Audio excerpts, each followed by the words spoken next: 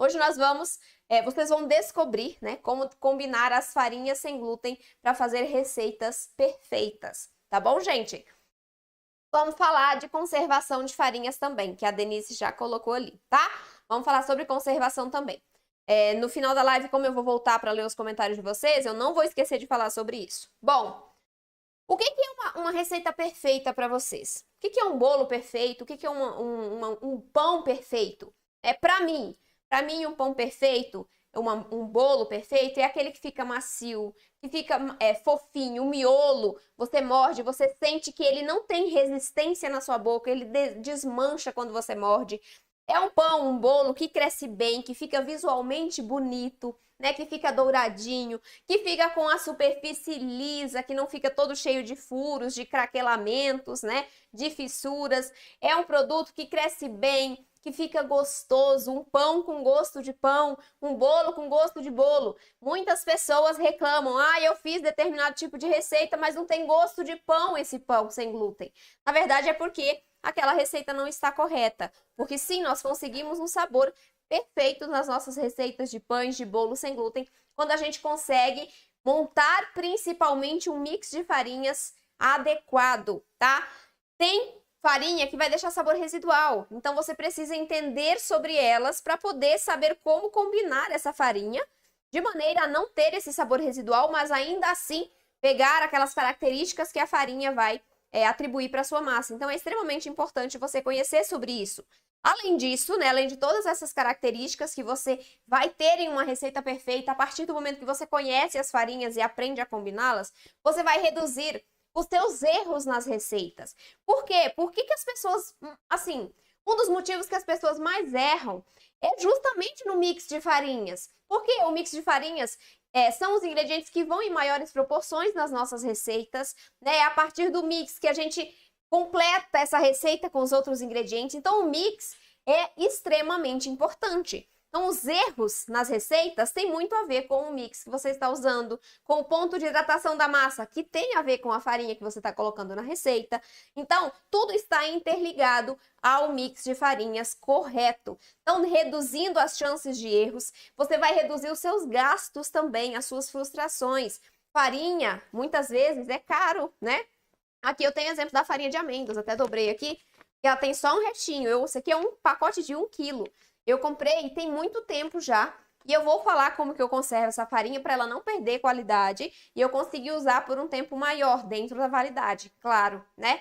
Mas a gente consegue combinar essas farinhas, consegue substituir farinhas mais caras por mais baratas, a gente consegue substituir farinhas brancas por farinhas mais integrais, que tem mais nutriente para nossa saúde, não é mesmo? A gente consegue trocar uma farinha que a gente não consegue encontrar na nossa região por uma outra que vai suprir aquela falta, mas que a gente encontre. Então, a farinha de trigo sarraceno é um bom exemplo, né? Porque muitas pessoas têm dificuldade de encontrar essa farinha para comprar ali no supermercado, nas lojas de produtos naturais, porque realmente ela não é uma farinha que a gente encontra em qualquer lugar. Então, a partir do momento que você conhece, sabe como formular um mix correto, você consegue substituir a farinha de trigo sarraceno por outras, né, sem perder as qualidades na sua massa. Então é extremamente importante isso, tá? Eu lá no início não sabia sobre combinação de farinha. Pelo contrário, né? Quando eu me descobri celíaca, eu achava que usando a farinha de arroz eu estaria resolvendo o problema. Né? Eu vou colocar a farinha de arroz no meu pão, no meu bolo, e eles vão ficar maravilhosos. Engano meu, inocente, né? Coloquei farinha, já fiz só com farinha de arroz branco, já fiz só com farinha de arroz integral, já fiz só com farinha de amêndoas, já fiz só com farinha de aveia. Então, todos os meus resultados, quando eu usava uma farinha só, ficavam secos, farelentos, não cresciam bem, solavam, porque eu usava só farinha de amêndoas, que não dá estrutura para massa.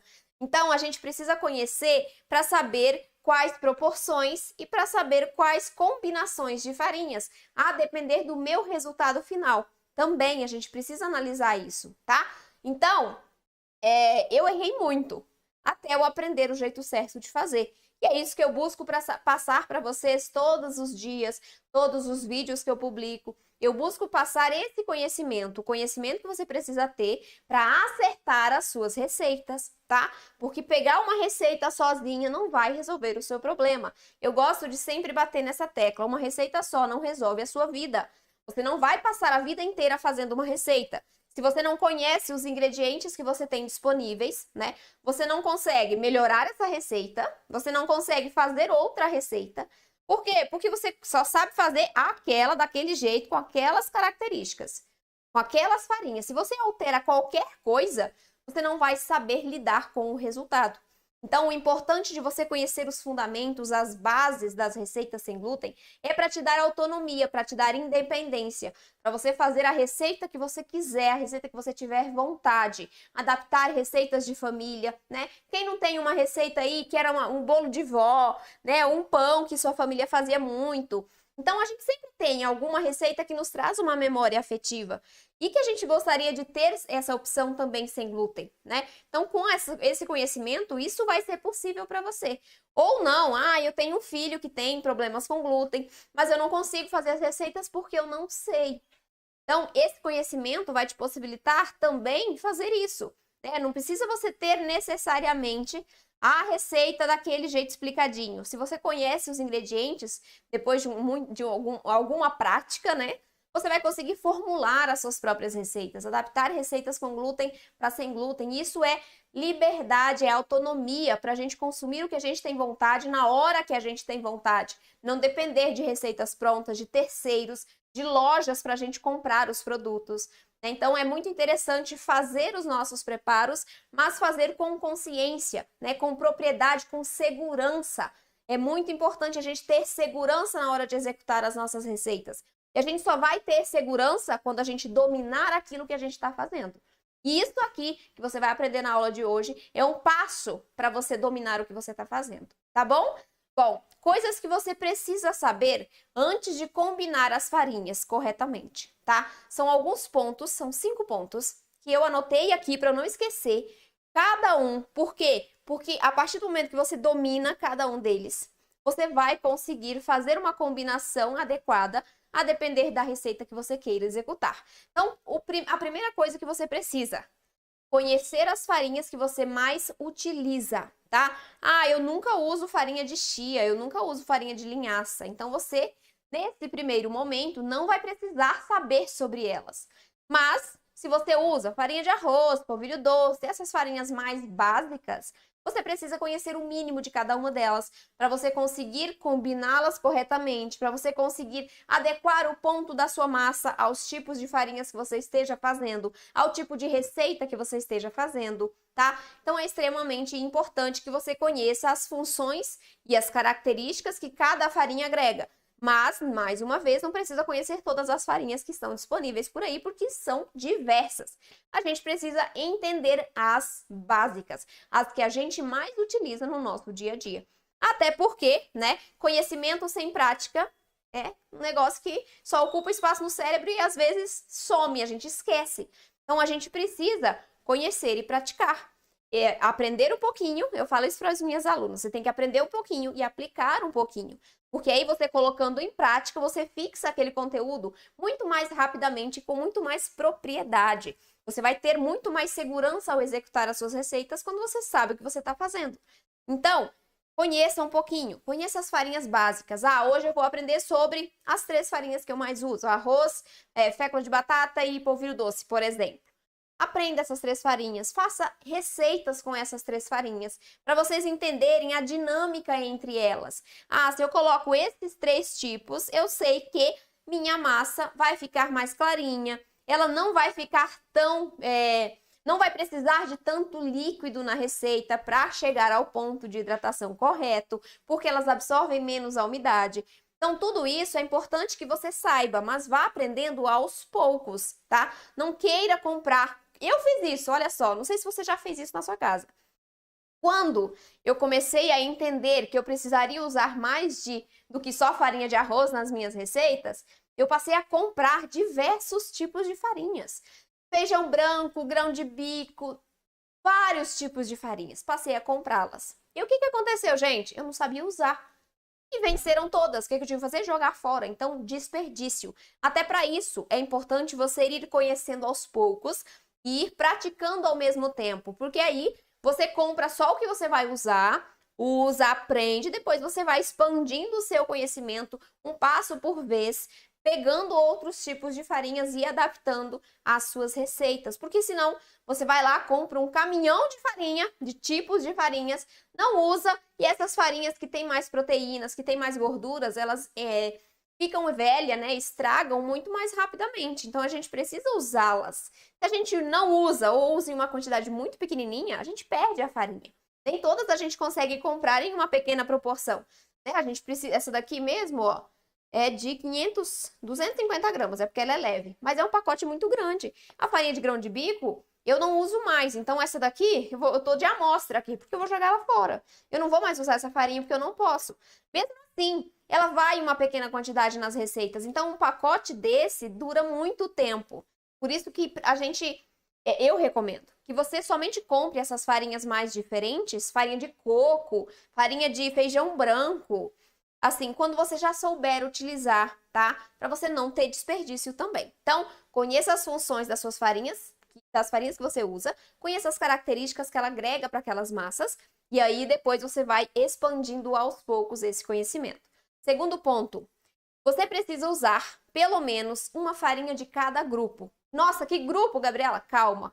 Nós vamos falar sobre cada grupo ainda nessa live, tá? Eu vou dar exemplo, vou falar sobre as farinhas de cada grupo, algumas, tá? Para vocês irem se familiarizando, para vocês irem conhecendo um pouquinho mais de como é uma formulação de mix de farinhas correto. Então, nós temos 3 grupos principais, para quem não conhece ainda: estrutura, liga e maciez e leveza. Essas são as 3 principais funções que nós precisamos colocar na nossa massa para que nossos bolos não baixem, para que eles cresçam e fiquem bonitos, aerados, com miolo leve, fofinho, que não esfarelem. Então, pelo menos uma farinha de cada grupo. Por isso que, quando alguém me fala assim, eu fiz uma receita com farinha de arroz e polvilho doce, não ficou tão boa. Por quê? Porque porque tá faltando farinha, tá faltando um complemento ali, tá faltando função a ser suprida dentro da sua massa, tá faltando leveza, tá faltando maciez. A gente precisa de pelo menos 3 farinhas, sendo uma de cada grupo principal: estrutura, liga e maciez. Então, esse é o segundo ponto que vocês precisam saber. Receitas de bolos, de pães que levam 1, 2 farinhas, o resultado não vai ficar perfeito. Para que ele fique perfeito, entre outras coisas, você precisa de pelo menos 3 farinhas dentro do seu mix. Uma que dê estrutura, uma que dê maciez e outra que dê liga, tá? Então, segundo ponto anotado. Terceiro ponto: não sei combinar, eu não sei o que eu uso com o que, qual farinha combina com qual. Vamos lá. O que você precisa entender? Quando você vai conhecer as funções das farinhas, né? O que cada uma traz para a receita, você vai entender que nós temos farinhas básicas, nós temos farinhas que não deixam sabor residual na receita, mas nós temos farinhas que deixam sabor residual na receita. Então, quando você conhece cada uma que você usa, você precisa sempre ter em mente que na sua combinação, você precisa ter farinhas neutras e farinhas que deixam sabor residual. Eu uso só farinhas que deixam sabor residual, o meu pão, meu bolo fica com gosto ruim. Exatamente por isso, porque você precisa equilibrar essas farinhas. Então, você vai usar uma farinha neutra, mesmo que seja uma farinha mais refinada, né, que não agregue tanto valor nutricional, mas você vai compensar isso com as farinhas que deixam sabor residual e que agreguem esse valor nutricional que aqui você não tem. Só que você precisa combinar desse jeito, neutras com que deixam sabor residual. Lembrando que as neutras, elas precisam estar em maiores proporções para baixar esse sabor forte das outras farinhas, tá? Nós temos a farinha de grão de bico, eu gosto de trazer sempre, porque ela deixa um sabor muito acentuado nas receitas se utilizada da maneira incorreta. Então, aqui a gente precisa de uma quantidade menor dessa farinha para a gente não ter um sabor de grão de bico no nosso pão, no nosso bolo, tá? Então, as nossas farinhas neutras, elas precisam estar em maiores proporções, sempre combinadas com farinhas que tragam mais proteínas, gorduras e valor nutricional, mas que também deixam esse sabor residual no resultado, tá? Outra coisa que vocês precisam entender, que combinar farinhas, trata-se também de combinar farinhas que deixam a nossa massa mais seca, como a farinha de arroz integral, que é muito rica em fibra, com farinhas que vão me dar mais maciez e umidade. Quais farinhas eu tenho aqui? Eu tenho a farinha de arroz integral, que é muito rica em fibra e que, se tiver em excesso na massa, vai deixar o resultado final seco, tá? O que eu tenho que combinar com uma farinha que tem muita fibra para trazer mais maciez, mais umidade para minha massa? Eu tenho que combinar farinhas que tragam proteínas e gorduras. Essa daqui é a farinha de feijão branco, que vocês já vão conhecer mais sobre ela. Então, a farinha de feijão branco, assim como a farinha de grão de bico, assim como a farinha de amêndoas, são farinhas, chia, linhaça também, são farinhas que vão compensar o excesso de fibras, trazendo mais maciez e umidade. Se eu não combino farinhas ricas em fibras com essas farinhas, né, que são mais ricas em gorduras e proteínas e que vão trazer uma textura melhor para nossa massa, eu vou ter um bolo, um pão que esfarela mais, porque essa farinha não vai dar liga, ela vai ressecar a sua massa. A partir do momento que eu tenho uma massa mais seca, eu tenho prejuízo na liga, na fermentação dessa massa, né? Então eu preciso, e também na coloração, tá? Na coloração a gente também precisa de um pouco de umidade aí, na formação da casca a gente precisa de umidade. Então, quando eu tenho prejuízo na umidade, eu vou ter um resultado final seco, farelento, duro, que não cresce bem. Por isso que eu preciso equilibrar farinhas ricas em fibras com farinhas ricas em proteínas e gorduras, para a gente ter um resultado final mais macio, mais úmido, mais saboroso, tá? Bom, último ponto que vocês precisam entender. Qual é o resultado da receita que eu quero? Eu estou fazendo um pão de forma. Analise a sua receita, o seu resultado. O meu pão de forma, vamos lá, vamos analisar essa receita junto. O pão de forma, ele é feito dentro de uma forma, certo? Dentro de alguma coisa que vai dar formato ao nosso pão, concorda? Se ele está dentro de uma forma, eu não preciso modelar. Se eu não preciso modelar, a minha massa não precisa ficar tão firme, né? Se eu precisasse modelar esse pãozinho, eu precisaria de uma massa mais consistente para manter esse pãozinho no formato no momento que ele for assar. Como eu uso uma forma para isso, eu posso ter um ponto de hidratação maior. Logo, eu posso usar no meu pão de forma farinhas que tenham mais capacidade ou a maior capacidade de absorção de líquidos, ou seja, farinhas ricas em fibras. Mas, mesmo assim, claro, equilibrando com farinhas ricas em proteínas e gorduras. O que eu quero que você entenda é, o meu resultado do pão de forma é um pão mais úmido, né? Que geralmente tem mais valor nutricional, considerando as farinhas que eu estou utilizando por causa disto, né? Que eu coloco farinhas mais ricas em proteínas e gorduras, consequentemente, elas têm outros nutrientes também que vão beneficiar a nossa massa, a nossa saúde, né? Então, eu tenho um pão que tem um miolo mais úmido que me permite deixar a minha massa num ponto de hidratação maior.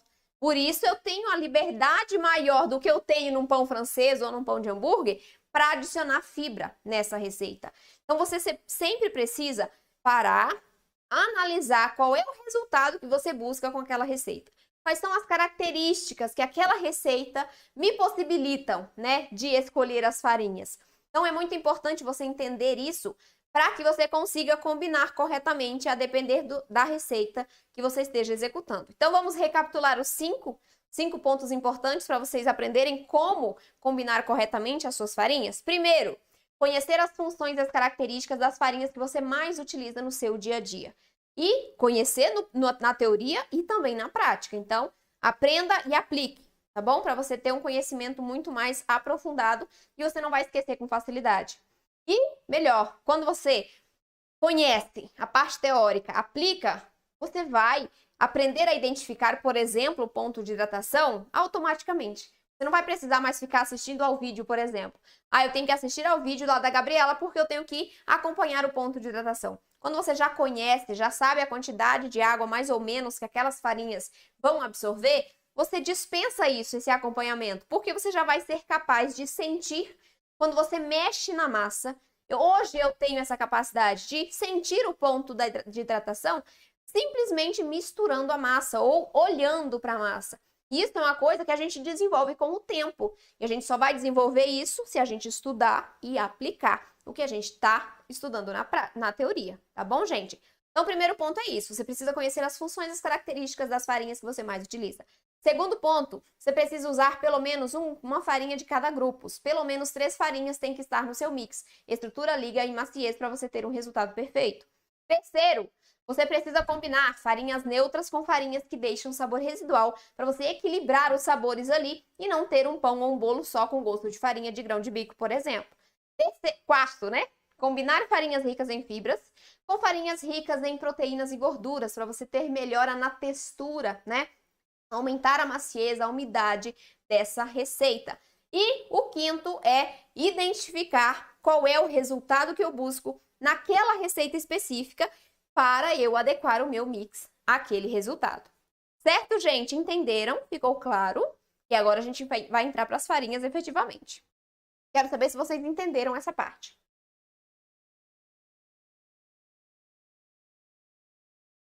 Deixa eu ver aqui. Responda aí no chat, gente, entenderam?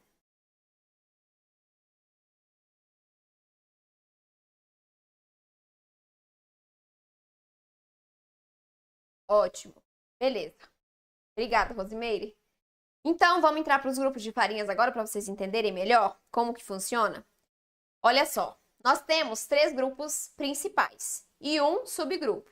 Vou falar ele por último. Vamos falar dos 3 principais, porque são eles que precisam estar dentro das nossas massas de pães e de bolos, para a gente ter um pão que cresce bem, que não baixe, que fique macio, que fique fofinho, que fique úmido, tá? Então, o primeiro grupo é o grupo de farinhas de estrutura. Aqui eu tenho 4 farinhas de estrutura. Eu tenho a farinha de arroz clássica, farinha de arroz branco, farinha de arroz integral, farinha de feijão branco e farinha de grão de bico. Então, essas 4 são farinhas que pertencem ao grupo de farinhas de estrutura.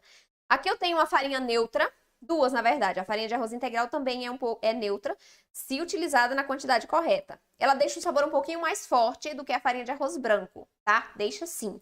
Então, eu tenho farinha neutra, tenho farinha rica em fibra e tenho farinha rica em proteína e gordura. Essas 2 aqui vão entrar para dar estrutura, primeiramente, né? Mas também para trazerem essa maciez e essa umidade, que essas 2 farinhas aqui não vão agregar tanto assim para nossa receita, tá?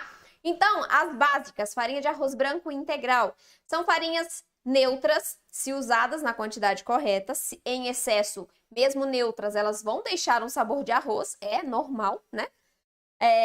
E são farinhas que a gente pode combinar com as que deixam sabor residual, justamente por essa característica, pela neutralidade que nós temos nessas 2, tá? Então, quando você for combinar e não tiver tanta certeza assim do que você está fazendo, pegue uma farinha neutra e use uma quantidade menor de uma farinha que deixa sabor residual para que você combine do jeito certo. Ah, eu tenho que combinar só entre os 3 grupos? Não, você pode combinar dentro do mesmo grupo. As farinhas de estrutura, né, são ótimas para isso. Por quê? Porque no grupo de farinhas de estrutura a gente tem diversos tipos, né? Aqui é só uma amostra. Mas nós temos farinha... tem a farinha de aveia aqui também, que é de estrutura, gente, esqueci dela. Aqui a gente tem 5. A gente tem farinha de fubá, né? Farinha de milho, soja, amaranto, quinoa, berinjela, que mais, gente? Maracujá, banana verde. Tem vários outros tipos de farinhas, teff, painço, que são farinhas de estrutura também. O que é uma farinha que me dá estrutura? Ela vai me dar só estrutura? Não. Ela vai me dar primariamente estrutura. Mas, por exemplo, essas 2 aqui, a função primária da farinha de feijão branco e da farinha de grão de bico é dar estrutura.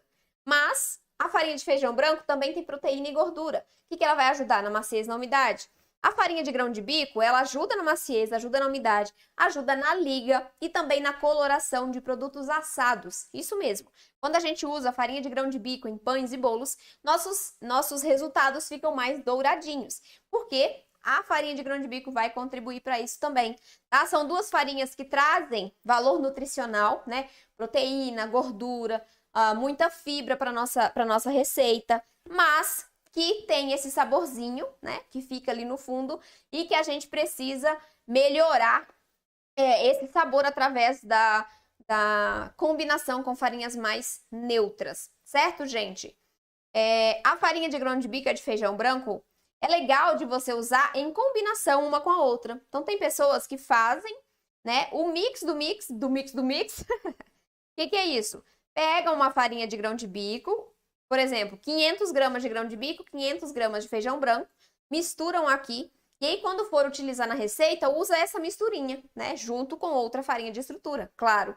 Mas usa essa misturinha, por quê? Porque essas duas farinhas, uma que meio que dá uma baixada no sabor da outra, então é legal essa combinação também, mas sempre as combine com outra farinha neutra e com os demais grupos, tá? Então esses são exemplos de farinhas de estrutura.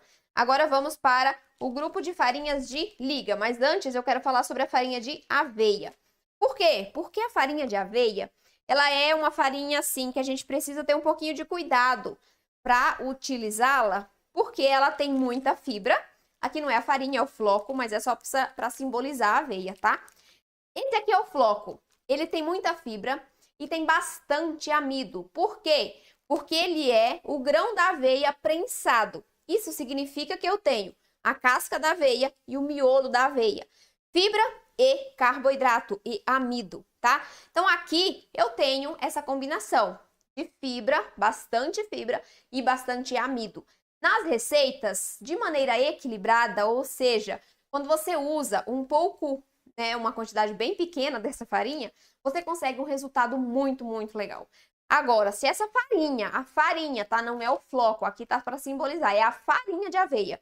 Quando você coloca a farinha na sua receita e ela está em uma grande quantidade, ela pode prejudicar o seu resultado, tá? Tudo em excesso faz mal, não é isso mesmo que falam? Então, aqui é o mesmo raciocínio. Um pouquinho da farinha de aveia é maravilhoso. A gente vai ter umidade, vai ter maciez, vai ter o valor nutricional da farinha de aveia, mas em excesso essa farinha vai pesar a sua massa. Então, você faz um bolo com farinha de aveia em excesso, seu bolo vai baixar, vai ficar gelatinado, gelatinizado, né? Aquela parte embaixo, assim, sabe quando... Eu já fiz um pão que ficou assim. Eu vou explicar já já o que eu usei, não foi farinha de aveia. Então, a farinha de aveia, ela gelatiniza muito, porque ela absorve muito a umidade e ela tem muito amido. Esse amido vai gelatinizar ali dentro da nossa massa, né? Vai gelatinizar bastante, porque tem muito, e tem muita água, porque ela absorve por conta das fibras. E aí, a gente tem esse problema de peso na nossa massa. A massa pesa, a massa dá uma solada, e aí fica com aquele aspecto gelatinoso, né? Pode ser só embaixo, pode ser a massa inteira. Então, é extremamente importante que você conheça a farinha. Aqui, você pode comprar no supermercado em 3 formatos, né? A aveia. Ou o floco, que é o caso que eu compro, o floco, ou a farinha, ou o farelo, tá? Qual é a diferença entre cada um desses 3 tipos? O farelo é só a casca da aveia, tá? Então, o farelo é a parte de fora do grão da aveia que tem basicamente muita fibra. É a parte da aveia que tem mais fibras, o farelo que vai, se você colocar na sua receita, tende a ressecar a sua massa, porque ele não vai contribuir para a liga, porque a liga está dentro do grão, tá? E ele vai trazer muita fibra, então ele pode ressecar a sua massa sim, se você não hidratar corretamente e não combinar esse farelo com outros tipos de farinhas para melhorar o valor de maciez e de umidade dessa receita. Então nós temos o farelo, que é extremamente rico em nutrientes, tá? Pode usar com certeza. Temos o floco, que pode ser o fino ou o grosso, né? O floco é o grão inteiro da aveia prensado, então a gente tem a combinação da farinha com o farelo no floco. Eu gosto de comprar o floco inteiro e triturar em casa quando eu for usar a farinha. Mas, geralmente, eu não posso usar muito a farinha ou o floco de aveia, porque me dá reação, né? Isso, infelizmente, é uma realidade de alguns doentes celíacos, né? Quem tem essa condição. Então, a farinha de aveia, o floco de aveia, ele é muito importante porque a gente compra o floco, tritura e usa como farinha. Eu uso muito como floco, né? Quando eu uso só como floco, não compro a farinha. E a farinha, como eu disse, se você usar em excesso, vai trazer essa característica de peso para a massa, de alta gelatinização. O floco vai fazer isso? Não. Por que o floco não gelatiniza tanto e não pesa tanto a massa. Porque aqui eu tenho pouca superfície de contato. O que é isso? Vamos lá, deixa eu pegar um grãozinho aqui. Pera aí, gente. Vou fazer barulho. Vou pegar um grão da aveia para vocês entenderem. Esse grãozinho aqui é maior. Vocês não vão enxergar direito não, mas vou explicar mesmo assim. Esse grãozinho aqui, dentro dele está o amido, concorda? Tá dentro do grão. Não tá por fora, tá por dentro, porque por fora é a casca. Quando eu coloco o meu floco na massa, eu não consigo fazer com que a água penetre a ponto de tirar o amido ali de dentro, né? Eu tô colocando o meu floco inteiro dentro da minha receita. Então, a água não vai tirar o amido, logo a minha massa não vai ficar tão pesada. Agora, quando eu quebro esse grãozinho aqui em várias partezinhas pequenininhas, ou seja, quando eu trituro o meu floco e faço farinha, eu aumento muito a superfície de contato desse floco, porque ele vai estar em milhares de pedacinhos. E aí o amido que estava preso aqui vai sair. Quando o amido sai, eu tenho mais peso na minha receita, tá? Então, eu gosto de usar aveia de vez em quando, mas no formato de floco mesmo. Quando eu preciso a farinha, é uma quantidade muito pequenininha que eu coloco nas receitas de pães e de bolo sem glúten. Certo, gente? Então, essa é uma farinha de estrutura que traz muitos benefícios para a nossa saúde, né? Tem muita fibra, tem muito benefício. Mas a gente precisa usar com cuidado para não perdermos as nossas receitas ou deixarmos, né, as nossas receitas ruins, pesadas, que a gente vai comer para não jogar fora, sabe? Ah, ficou ruim, mas eu vou comer para não desperdiçar? Então, não quero que aconteça isso. Eu quero que você sinta prazer em comer aquilo que você esteja fazendo. Por isso que eu estou te explicando como utilizar corretamente. Certo? Vamos para o próximo grupo, então. Deixa eu dar só um nó aqui. Aí, para não ficar exposta. Vamos para o próximo grupo, que é a farinha de liga. E aqui eu só tenho essa farinha. Ah, não, tem aqui. Chia e linhaça. Que eu também compro no formato de semente para poder triturar em casa.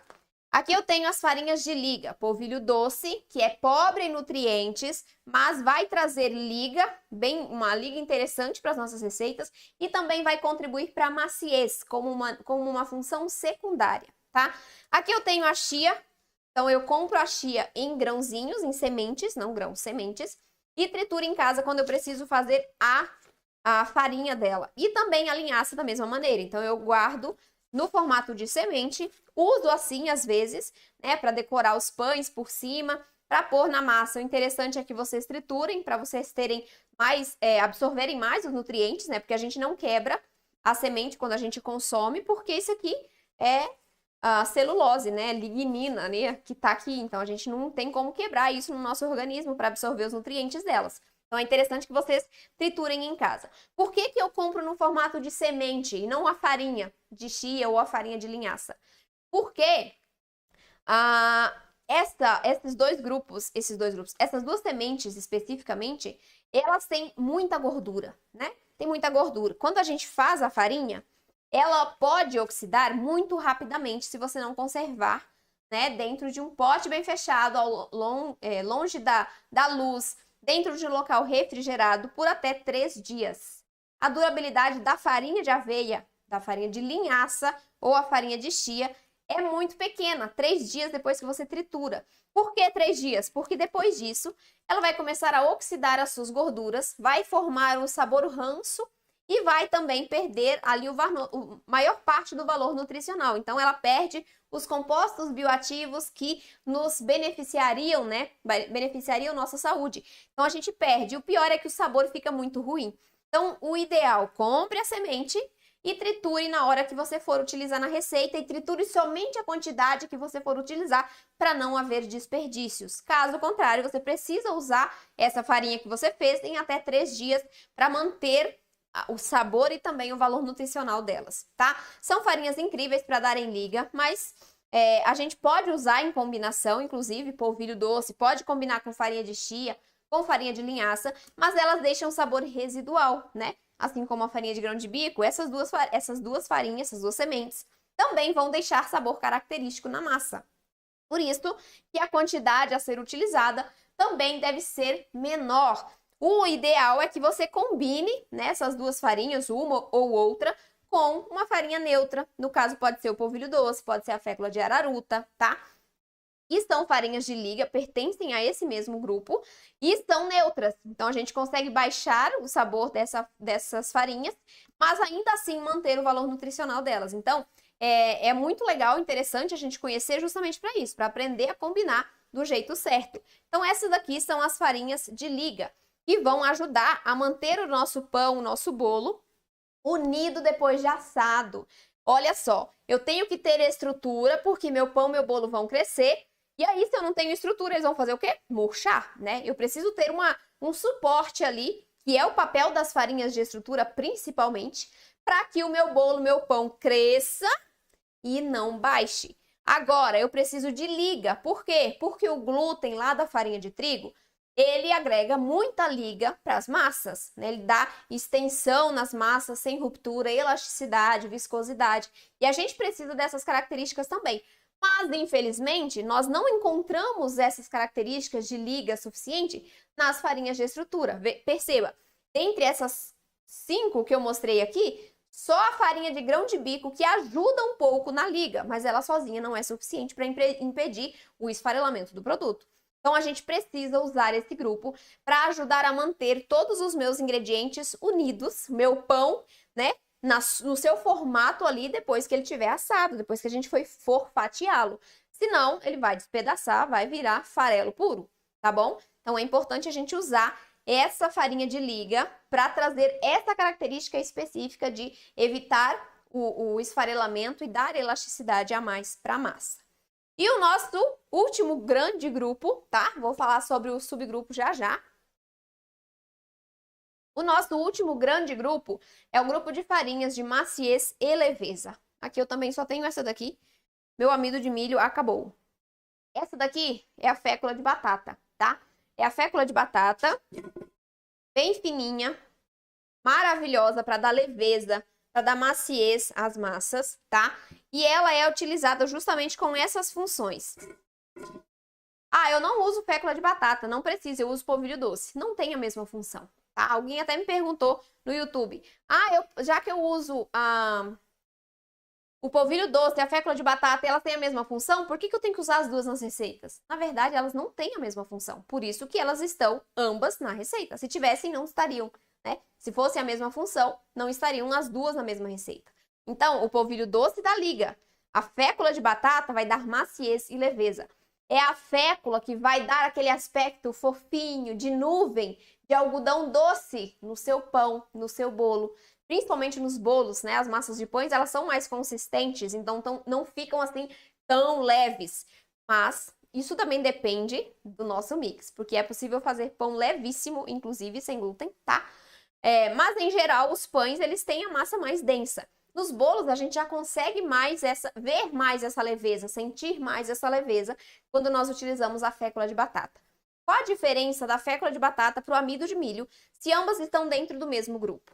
Olha só, as duas dão maciez e dão leveza, mas a fécula, ela atua mais na maciez e na leveza, e o amido de milho, apesar de dar essas características, ele também ajuda na crocância de alguns tipos de receitas.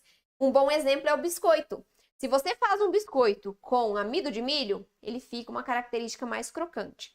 Se você faz com a fécula de batata, o biscoito vai ficar bem mais macio, tá? Então, essas são as duas diferenças principais entre a fécula e o amido. Tem uma outra diferença que é quanto à composição do grânulo de amido que forma essa fécula, que forma o amido de milho, tá? É um grânulo de amido que é composto por 2 componentes, a amilose e a amilopectina. A fécula de batata tem mais amilopectina.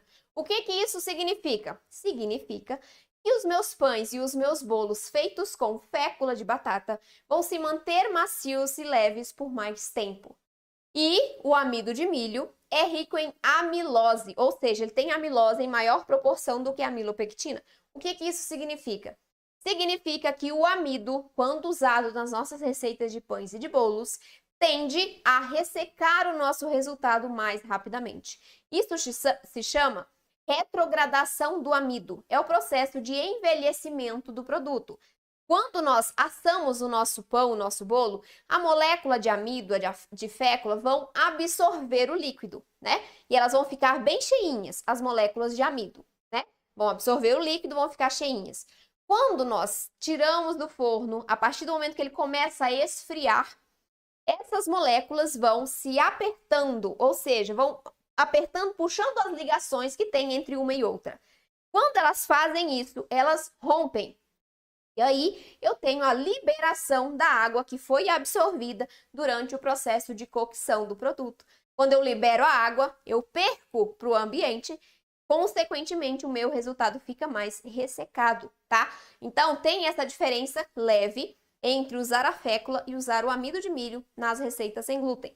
Mas é importante que você entenda que esse grupo precisa estar presente no mix para que você consiga um resultado perfeito. Certo, gente? Vamos lá agora falar do nosso último grupo. Ele é um subgrupo que pertence ao grupo de estrutura, mas as farinhas que estão dentro desse grupo não agregam estrutura de maneira primária. Nossa, mas por quê? Agregam estrutura de maneira secundária. A função, na verdade, as funções principais desse subgrupo de farinhas proteicas é dar maciez e umidade para as nossas receitas. Exemplo de farinha proteica, temos a amêndoa e a farinha de coco. Então, são essas as duas farinhas que eu trouxe de exemplo para vocês conhecerem as farinhas que dão maciez e umidade. Não é leveza. Leveza é com a fécula de batata e o amido de milho. Essas são farinhas que dão maciez e umidade. Adoro. Farinha de coco e farinha de amêndoas. A farinha de amêndoas, ou castanha de caju, ou castanha do Pará, pistache, macadâmia, nozes, né? Amendoim, são farinhas que vão trazer maciez e umidade e uma pode ser usada em substituição à outra. Tem alteração na receita? Sim, com certeza. Qualquer substituição, qualquer troca, qualquer alteração no procedimento de preparo da receita vai também afetar o resultado. Mas quando a gente trata de substituição entre farinhas de castanhas e farinha de amendoim ou de girassol, que também pertence a esse grupo, nós temos uma leve alteração no resultado final. Então, não é aquela coisa que você fala assim, nossa, vou ter que jogar fora. Não. É maravilhoso. A gente pode substituir a farinha de amêndoas, que é uma farinha mais cara, por uma farinha de amendoim, que é muito mais barata, tá? Então, a partir do momento que você conhece as funções e as características, você vai entender que é possível fazer essa substituição sem alterar tanto o resultado final. Agora, a farinha de coco, ela, apesar de pertencer a esse mesmo grupo da farinha de amêndoas, não pode ser utilizada para substituir a amêndoas e nem o contrário. A de amêndoas não substitui a de coco. A de coco, nós temos dois tipos, né? Essa daqui é a clarinha, né? Ela é bem clarinha. Qual é a diferença da farinha de coco clara para a farinha de coco escura, que é um pouquinho mais marrom? A diferença é que quando a indústria vai fazer essa farinha, a farinha de coco branca, ela é proveniente apenas da polpa do coco, aquela partezinha branca, né? A polpa do coco. A farinha de coco escura, além da polpa, bate-se junto também a película que a envolve. Então, aquela películazinha marrom não é a casca dura, gente, é a película marrom. É uma película bem fininha, tá? Então, por isso que ela tem aquela coloração mais escura. Tem diferença entre a clara e a escura? Tem. Por quê? Porque a clara é só a polpa. A escura tem polpa e película. Isso significa que eu tenho mais o quê? Fibras. Então, a farinha de coco escura absorve mais o líquido da receita do que a farinha de coco clara. Porque a clara é só a polpa e a escura tem a película que tem muita fibra, tá? Beleza. Essa farinha aqui, ela é muito boa para a gente usar nas receitas, mas nós precisamos ter cuidado porque ela é muito, muito rica em fibras. Quando nós temos uma farinha muito rica em fibras, nós temos um problema, ou podemos ter um problema no resultado final, que é de ressecamento da massa. Por quê? Porque aqui eu tenho que colocar muita água para hidratar essa farinha, tá? Se eu não coloco água suficiente, o meu resultado final vai ficar seco, consequentemente, não vai crescer bem e vai ficar farelento também, porque eu tenho prejuízos na liga, quando eu tenho falta de líquido na receita. Então, quando você usa a farinha de coco, é extremamente importante que você a combine com outros tipos de farinhas, tá? Principalmente farinhas que deem proteína, tá? Para você ter mais maciez e umidade na massa, mas também farinha de estrutura, claro que a gente precisa de um mix completo e equilibrado. Substituição. Não tem, assim, uma substituição direta e a substituição vai depender muito da receita que você esteja fazendo, tá? Então, é muito no in loco, né? Depende muito da receita que você está fazendo para ver se dá para substituir ou não. Em regra, a gente não tem um substituto direto para a farinha de coco. Tudo bem, gente? Então, se pede, ou você coloca ou você entra em contato com quem criou a receita para entender se dá para substituir por outra ou não. Ou você testa em casa e vê o que dá, tá? Mas ela não tem um substituto direto. E como ela tende a ressecar a massa, eu gosto de utilizá-la sempre em receitas que levem, por exemplo, um purê de alguma coisa. Purê de banana. Inclusive, na receita que tem no YouTube, Qual é a receita? Bolo de banana integral. Eu coloco, né, a farinha de coco. Acho que são 50 gramas de farinha de coco. É uma quantidade grande. Só que o que acontece? Nessa receita, eu tenho o purê de banana. E aí eu tenho mais umidade. Eu tenho mais liga também por causa do purê. E aí eu não tenho um problema com o resultado final por causa disso. Então, sempre que você quiser utilizar a farinha de coco, coloque em uma pequena proporção, tá? E combine com outras farinhas. E se você quiser aumentar a proporção, coloque um tipo de purê junto. Ou purê de banana, né, de frutas para adoçar, ou um purê de tubérculo, como a batata doce, o inhame. O inhame é muito bom porque tem muita liga, né? A mandioca também, a batata baroa. Então, esses tipos de purês vão ajudar muito no resultado quando você quer usar a farinha de coco. Certo, gente? Essas são os nossos grupos de farinhas. E aí eu vou falar para vocês agora duas combinações que eu formulei para vocês entenderem um pouquinho de como fazer essa junção de farinhas, tá? Fiz uma formulação, uma combinação para bolos e outra combinação para pães. Para os pães, o que eu combinei? Farinha de arroz integral, farinha de arroz branco, acho que coloquei muito para frente. Farinha de arroz integral, farinha de arroz branco, fécula de araruta que não tem, mas eu vou simbolizá-la com o polvilho doce. Fécula de batata e farinha de linhaça. Olha só, gente. O meu mix para um pão sem glúten.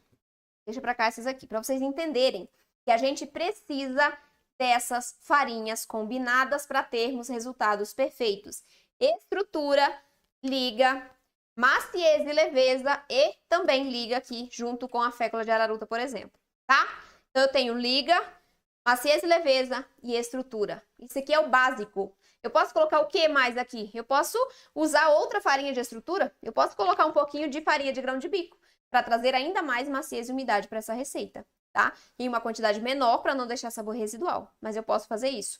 Então, esse é um mix para pão, por exemplo. Farinha de arroz branco, farinha de arroz integral, farinha de linhaça, polvilho doce, no caso pode ser a fécula de araruta, e fécula de batata. Eu tenho aqui um mix equilibrado para dar um resultado perfeito. Agora, para o bolo, o que a gente pode usar? Vamos ver se eu tenho todas as farinhas aqui. Para o bolo, temos farinha de arroz branco, farinha de aveia, farinha de amêndoas. Não, amêndoas eu não coloquei, mas dá para colocar. Fécula de araruta e amido de milho ou fécula de batata. Então, aqui eu tenho um mix para bolo. Farinhas neutras, tá? Estrutura, aqui, farinha de arroz, farinha de aveia e estrutura. Liga com a fécula de araruta ou o polvilho doce e maciez e leveza com a fécula de batata. O que eu posso adicionar aqui para trazer mais umidade e maciez? Farinha de amêndoas. Quando eu coloco farinha de amêndoas em uma quantidade de até 20% aproximadamente, eu consigo um resultado mais macio, mais úmido, mais nutritivo e não afeto o meu resultado final, sem alterar a quantidade de ingredientes. Se eu coloco muita farinha de amêndoas, o que eu estou colocando a mais nessa receita? Óleo, gordura. Se eu coloco 100 gramas de farinha de amêndoas, eu preciso reduzir a quantidade de gordura da receita, senão minha massa vai ficar pesada e gordurosa. Então, é importante você conhecer essas farinhas justamente para isso. Aqui eu tenho um mix para bolo. Equilibrado, com as proporções adequadas, vai me dar um resultado perfeito. Certo, gente? E aí, tem pergunta para mim? Eu já falei tudo que eu tinha para falar hoje. Tô até rouca. Agora é a vez de vocês me questionarem aí. O que vocês têm dúvida? Deixa eu arrumar de novo aqui, bonitinho, igual tava. Enquanto vocês vão pensando aí nas perguntas de vocês. Meus pães não estão mais gostosos. Será que o mix que faço não tá legal? Olha só, pode ser, tá? Pode ser o mix de farinhas, pode ser a combinação das farinhas, mas hoje você entendeu bastante sobre isso, né? Então, se for isso, você já sabe como corrigir. Mas eu não tenho como te dizer por que ele não tá ficando gostoso. Pode ser o mix, pode ser que esteja faltando líquido na receita, ele esteja ficando mais seco. Defina gostoso pra mim. Não tá ficando gostoso por quê? Tá ficando seco, tá ficando farelento, não cresce bem, fica com gosto ruim. Qual é a definição de gostoso pra você? Me ajuda, que aí eu te ajudo também. Pra eu entender melhor, tá? Senão eu não vou conseguir te responder direitinho. Fiz o pão de batata doce, mas como não tinha batata doce, substituí por batata inglesa. Não ficou muito legal. Isabel de Portugal, beijinho. Qual é a diferença da batata doce para a batata inglesa? Umidade, né? Tem batata inglesa, que é aquela... Ah, meu Deus, não vou lembrar o nome da batata. A variedade. Enfim, não é a batata inglesa, é uma outra lá. Tô com o nome aqui, mas não consigo lembrar. A batata inglesa, ela tem muita umidade. Então, pode ser que o seu pão tenha ficado muito líquido. A massa muito líquida. E aí vai dar um resultado que você não vai gostar. Então, quando for substituir pela batata inglesa, é importante, e qualquer outro ingrediente, tem que observar o ponto de hidratação da massa, tá? A batata inglesa é mais úmida do que a batata doce, pode ser por isso que tenha ficado ruim. E o sabor é diferente, né, gente? O sabor da batata doce, pra mim, no pão, fica muito melhor do que a batata inglesa, mas isso é gosto. Então, tem que ver também se não foi o sabor. O que é o não ficou muito bem. Oi, Edilene, bem-vinda! Deixa eu ver quem mais. Dorinha, bem-vinda. A Dorinha diz que não gosta de farinha de coco. E ela fica mal com a farinha de coco. Olha, se você não gosta, não se sente bem, tem outras opções nutritivas também, tá? Ou usa uma pequena proporção para testar, ou se não gosta, o bom de a gente entender as farinhas é que a gente usa as que a gente gosta, né? As que são as nossas preferidas. Por exemplo, tem aluna minha que não gosta da farinha de trigo sarraceno. Aí o que ela faz? Substitui por outra, né? Ela sabe fazer isso, ela substitui.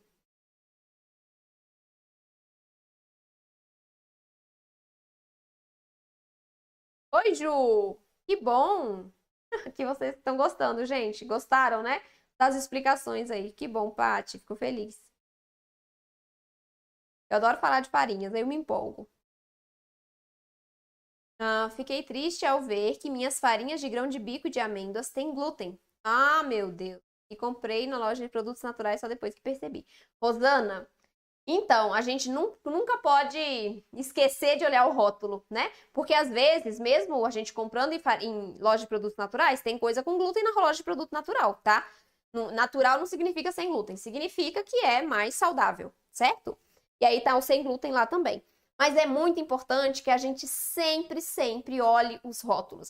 Porque mesmo a farinha que a gente está acostumada a comprar, né, a empresa pode alterar o tipo de produção, o fabricante, né? Quem embala, quem colhe, não sei, o produtor, o fornecedor. E aí vai alterar também o rótulo, tá bom? Inclusive, lá antigamente eu usava aquele creme vegetal da Becel, né? Antigamente, muitos anos atrás, eu usava aquele lá.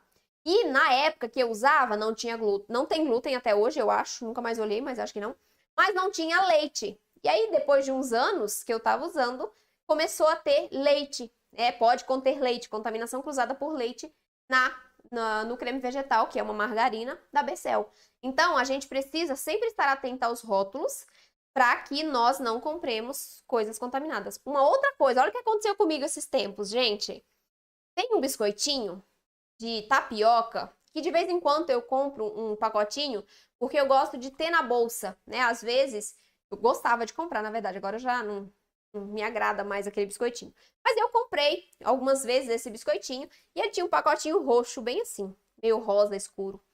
E aí, no supermercado, infelizmente, né, a maioria dos supermercados não tem uma separação de com glúten para sem glúten, ou melhor, não tem a gôndola só para sem glúten. Infelizmente, tá tudo misturado. Né? E a gente tem que se virar e olhar ali em ver se não tem farinha de trigo do lado da farinha de arroz, que acontece demais, eu fico muito indignada com isso, mas infelizmente não dá pra gente controlar, porque a gente fala. Chama o gerente, quantas pessoas aqui de Brasília mesmo colocaram já no grupo dos celíacos que a gente tem aqui.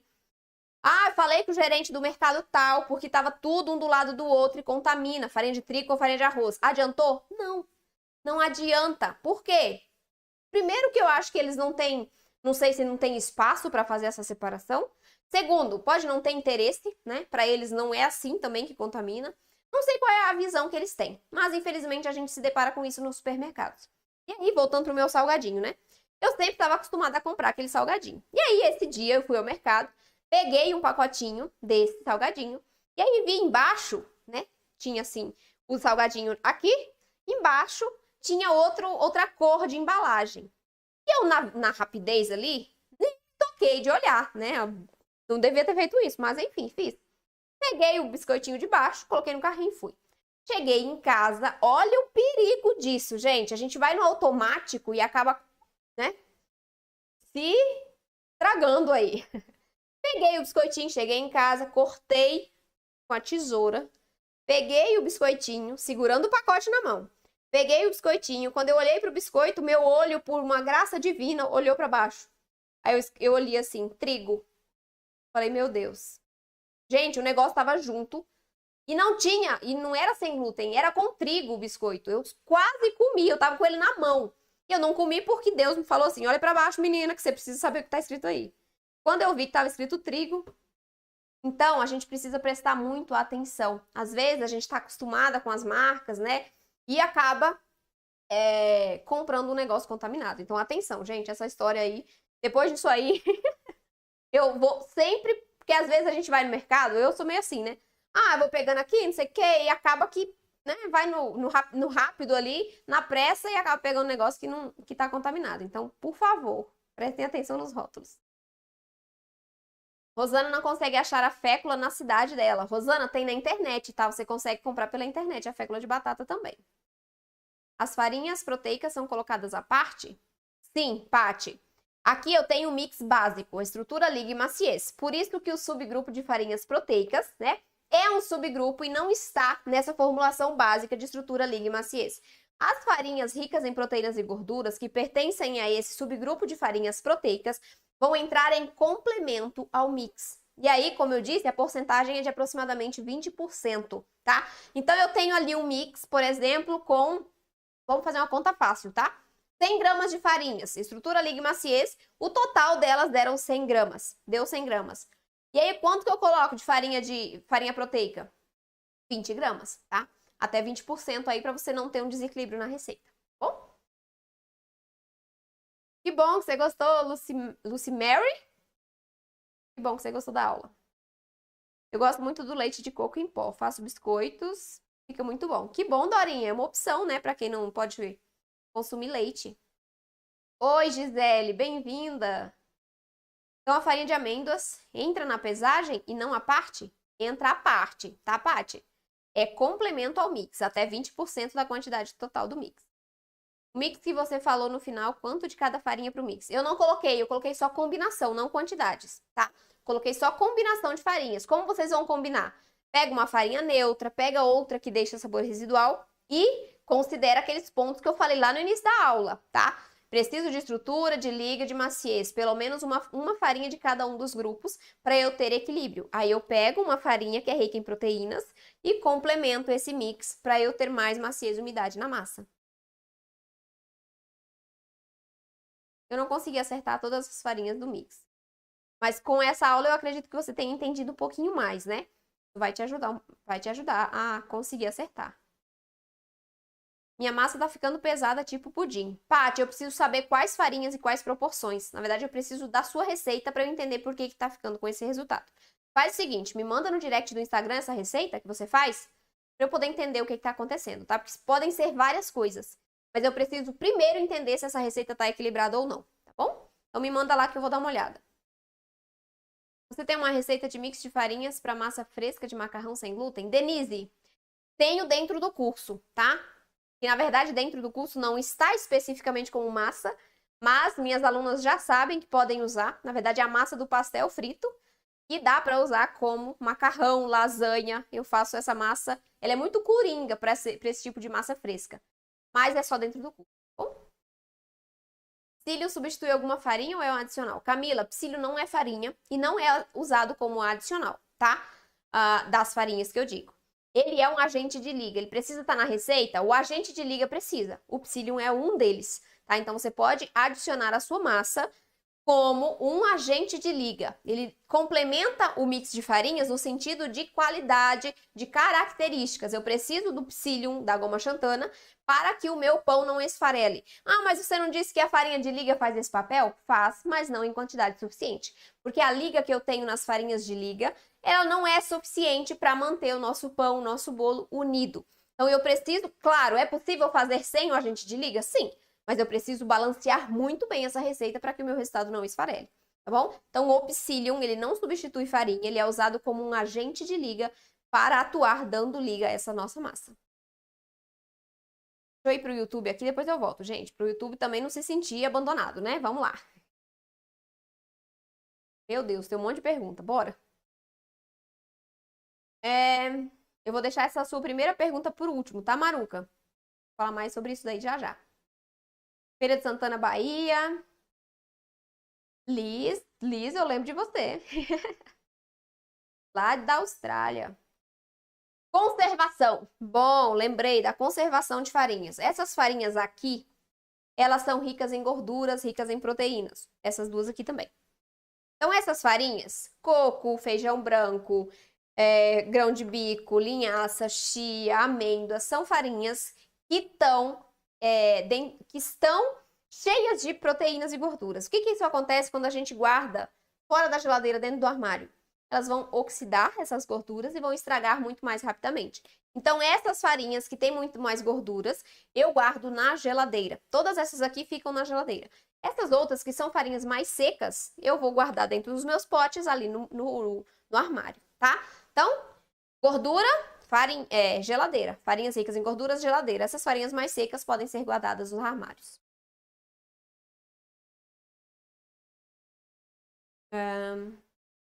Que bom, Josefa, que você gostou. Está gostando, né? Pode-se misturar CMC com goma xantana e agar-agar com goma xantana? Nossa, quanta pergunta. Peraí. E ainda fazer combinação de CMC com agar-agar? Vamos lá. Vamos colocar os pingos nos is. Agar-agar não é agente de liga. Então, agar-agar você não combina com nenhum desses ingredientes que você falou. Nem goma xantana, nem CMC.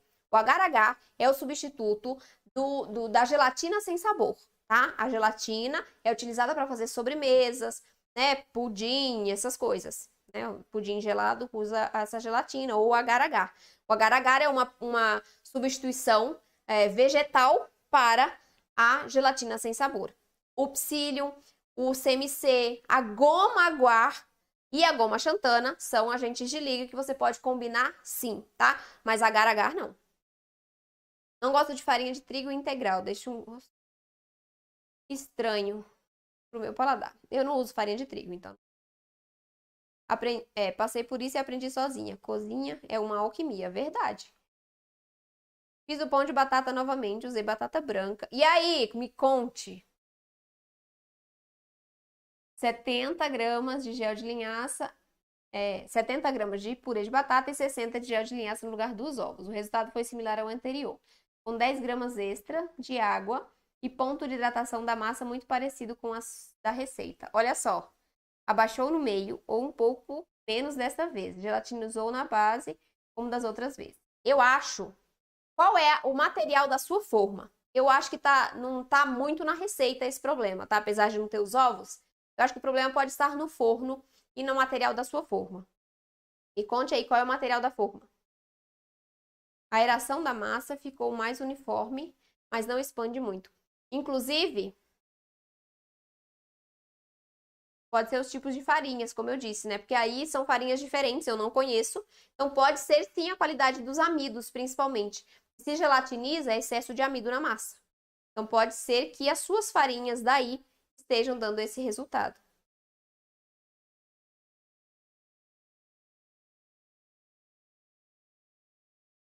A goma xantana pode ser também.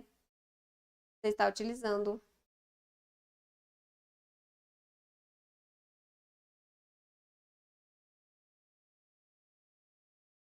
Espera aí. Tá usando farinha de tapioca e não polvilho doce? Tem diferença, gente, quando a gente usa tapioca ou polvilho doce. Polvilho doce é a farinha seca. A tapioca é o polvilho hidratado.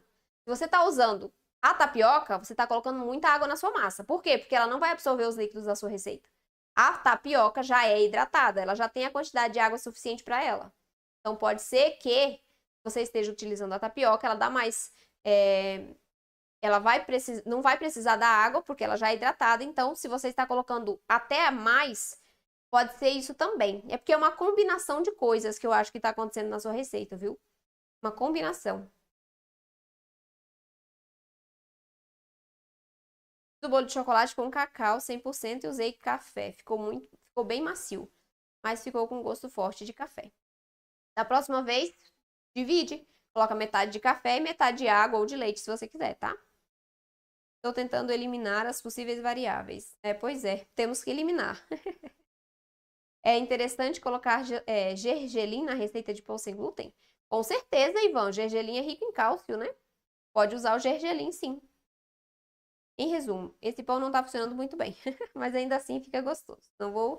Então vou insistir mais um pouco. Isso, insista. Eu acho que é o equilíbrio.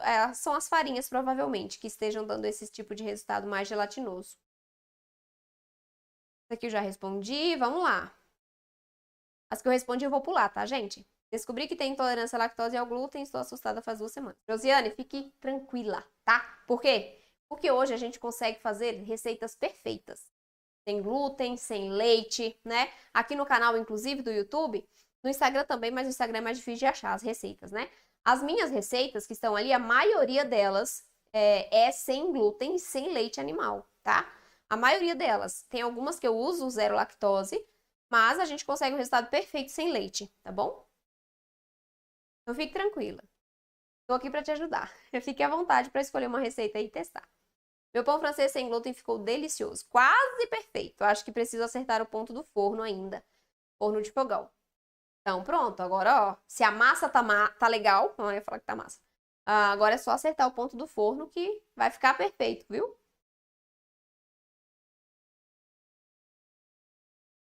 Vamos lá, o que mais? Qual farinha devo acrescentar quando a massa ficar mole? No caso do pão francês. Então, não é legal você corrigir sua receita. O que você tem que fazer? Colocar a sua água aos poucos, tá? Por que se você corrigir, você pode perder o ponto da sua receita?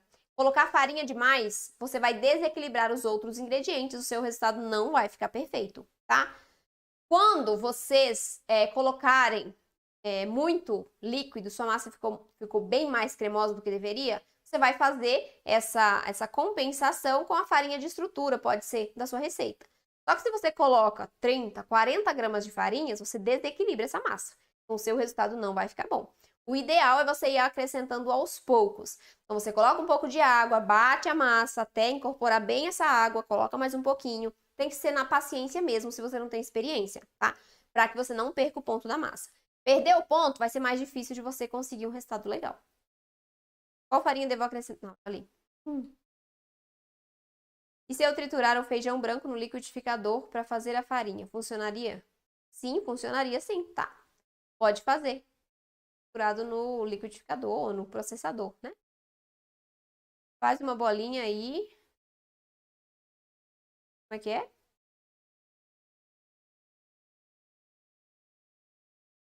Não entendi, Raquel. Sua dúvida.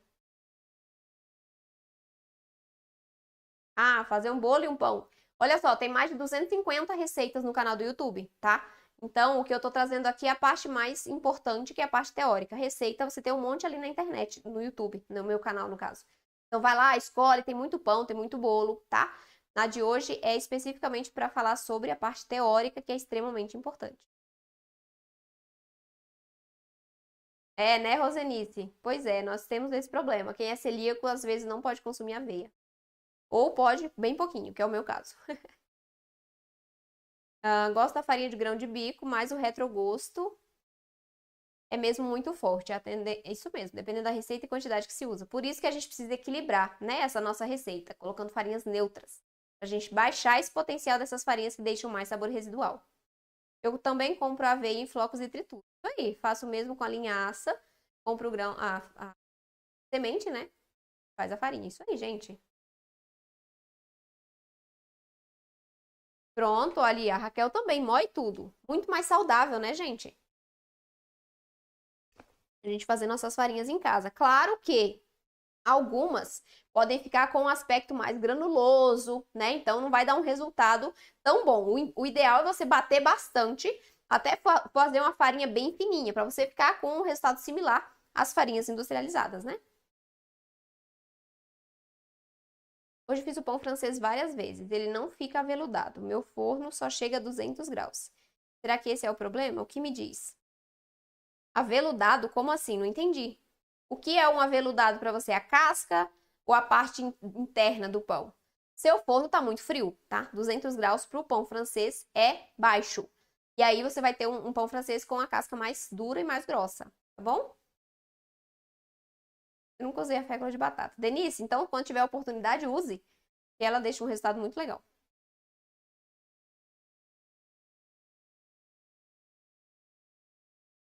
Comprei 1 quilo de farinha de coco sem sabor. O que já fiz, não gostei da textura e fiz adubo. Ah, que bom que não desperdiçou, né? 1 quilo de farinha de coco. Foi o jeito. Só compro farinha de 100 gramas. É isso aí. Como são farinhas que a gente usa uma quantidade pequena, né? É melhor comprar em uma quantidade menor também para não ter desperdício. Quanto tempo de duração pode ter esses bolos sem glúten? Depende do bolo, tá? Depende da receita. Se for um bolo de chocolate, de baunilha, de laranja, que são bolos que não levam, por exemplo, frutas frescas, né? A gente consegue uma durabilidade aí de no máximo 2 dias fora da geladeira. Por que eu recomendo só 2 dias? Porque depende muito da temperatura da sua região. Então, se você mora num local que faz 15 graus, você pode deixar uns 3 dias. Agora, se você mora num lugar que faz 30, 2 dias já é muito. A gente precisa pensar que o nosso bolo é um alimento perecível, que vai estragar com o calor. Não tem conservante nele, ele é natural. Então a gente precisa manter ele ali em temperatura ambiente o mínimo possível. Deixa ali 1, 2 dias depois de geladeira ou congela. Bolo como de cenoura, que é mais úmido, de milho, a gente precisa deixar ainda menos tempo. Por quê? Umidade, calor, o que acontece? Proliferação de bactérias. A gente perde esse bolo muito mais rápido. Então, também esse tipo de bolo mais úmido precisa estar na geladeira. Bolo recheado, geladeira no mesmo dia, não deixa fora da geladeira, porque senão estraga, tá? Então a gente tem que analisar qual é a receita que a gente está fazendo para saber qual é a durabilidade, tá bom? Mas bolos mais úmidos precisam ficar fora da geladeira, podem, na verdade, né? Por no máximo 1 dia aí. 2 dias são os bolos mais sequinhos. Eu deixei um bolo 1 semana na geladeira. Coloquei no micro-ondas.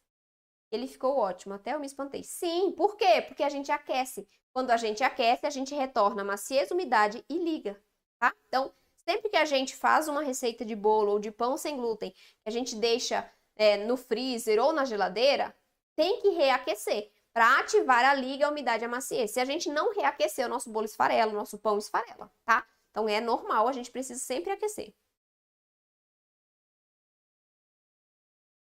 A live tá top, estou amando. Que bom, fico feliz, Denise. Lá. Acabou a luz. Como é seu nome? Acabou a luz? Gostei muito do seu título aí do YouTube. Massa demais. Vamos lá. Já fiz esse bolo com ovo de linhaça também. Ficou bom. Bem melhor que o meu pão. Deixa eu ver aqui no Instagram agora, né?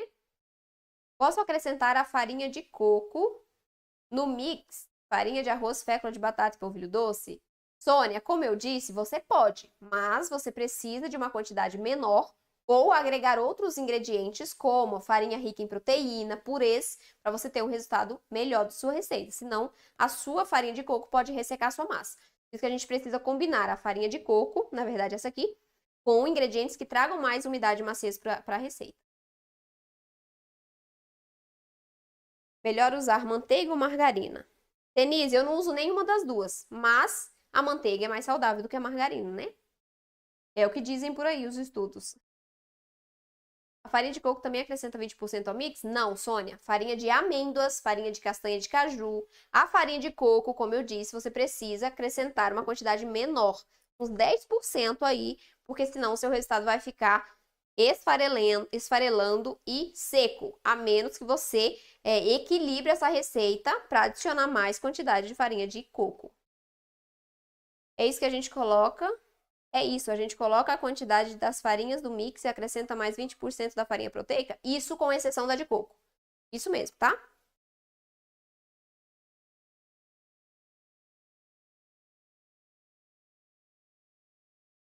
Com esse mix, consigo fazer tortas tipos de limão? Qual mix? O que eu falei para bolo? Consegue. Para bolo, sim. Para pão também.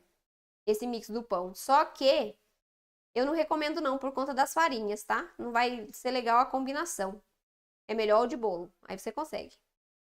Fiz o bolo de chocolate, minha massa ficou um pouco mais mole que a sua do vídeo, mas ficou muito bom. Que bom, Ju, fico feliz. A fermentação no pão sem glúten pode ficar até quanto tempo fora da geladeira? No máximo 2 horas. No máximo. Por quê? Não é porque é sem glúten, não. É porque tem ingredientes lá dentro que estragam. Por exemplo, os ovos, tá? Então, no máximo 2 horas fora da geladeira, se na sua região não for muito quente. Se não, geladeira.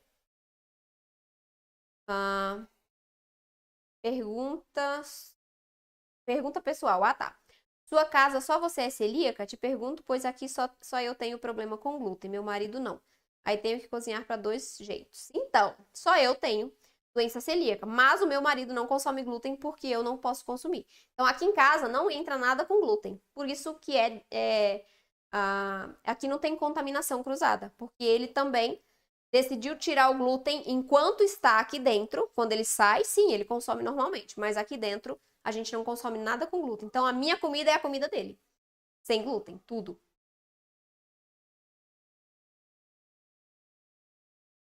Eu não uso creme vegetal mais, tá, Kátia? Não uso. Então, não tenho nenhum para te recomendar, nenhuma marca. Deixa eu ver o que mais. Oi, Silma, bem-vinda!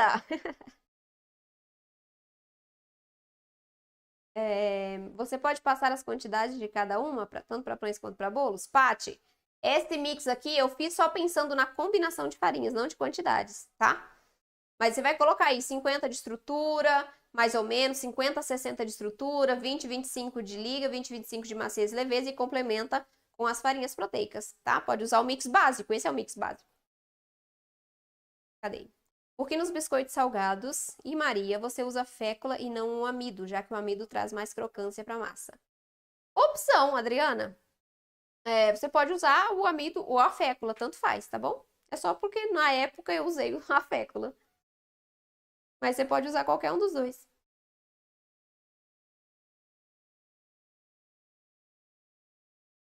Preciso de um mix sem arroz e sem milho. Bom, sem arroz você consegue porque tem várias outras farinhas, né, no grupo de estrutura que não sejam de arroz. Então você pode usar, por exemplo, a de aveia, que é mais neutra para combinar com as farinhas que deixam sabor residual, a farinha de feijão branco, que é mais neutra também. Então você pode combinar essas farinhas mais neutras, que são de estrutura, com farinhas que deixam sabor residual, que também são de estrutura. Para tirar o amido, tira o amido de milho e coloca a fécula de batata, tá? Que é a mesma substituição, 1 para 1. Não entra ovos na massa de pão e bolo? Com certeza entra. As minhas todas têm. Minhas todas têm ovos. Só não tem o pão francês, porque ele é vegano, né? Não porque eu fiz sem ovos. Dá pra colocar? Dá, mas dá diferença no resultado. Ele não vai ficar com a casquinha tão crocante, porque o ovo dá maciez também, né? Então dá alteração na receita quando a gente coloca o ovo na receita do pão francês. Mas nos demais, todos eu coloco. A farinha de batata doce posso usar no mix de farinhas de estrutura? Quanto usar? Sueli, pode sim, tá? Pode sim. O que que acontece com a farinha de batata doce? Ela tem muito amido e muita fibra. Então, assim como a farinha de amêndoas, ela pode gelatinizar a sua massa. Isso era a experiência que eu ia contar para vocês. Eu comprei a farinha de batata doce para testar, né?